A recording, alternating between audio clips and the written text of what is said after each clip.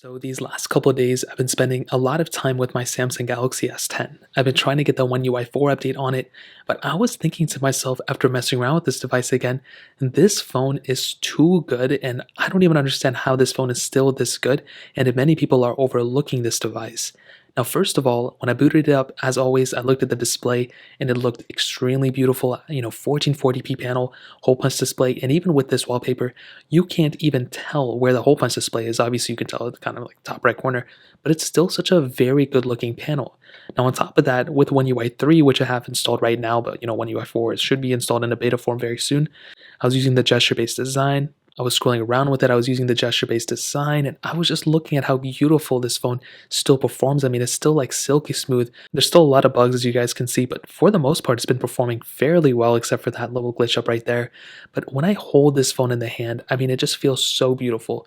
USB Type-C headphone jack and micro SD card slot on this phone. You have a beautiful feeling device, glass on the back and the front with that triple camera setup. And those are things that you still see nowadays, but it still looks visually beautiful for the most part.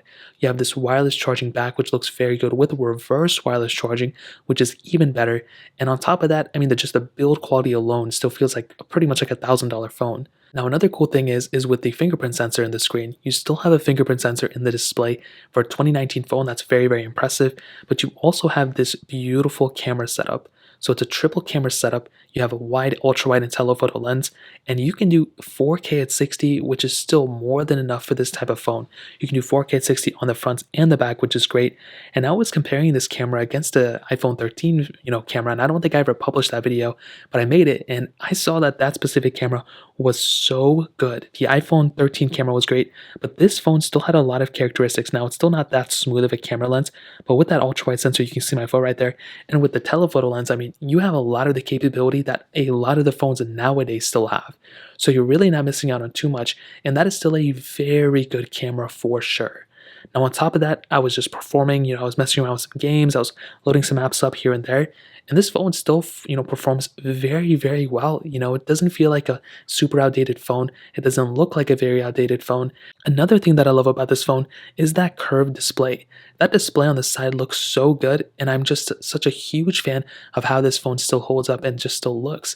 And I was thinking to myself, I mean, for less than like $300, for around $300, but for the most part, less than $300, you can still buy a Samsung Galaxy S10, and this is still a very good phone for this price tag. The best thing about it is that it's still getting software support. It's getting One UI 4 at some point. I tried to get the update to this specific device. Like I tried to get One UI 2 not too long ago.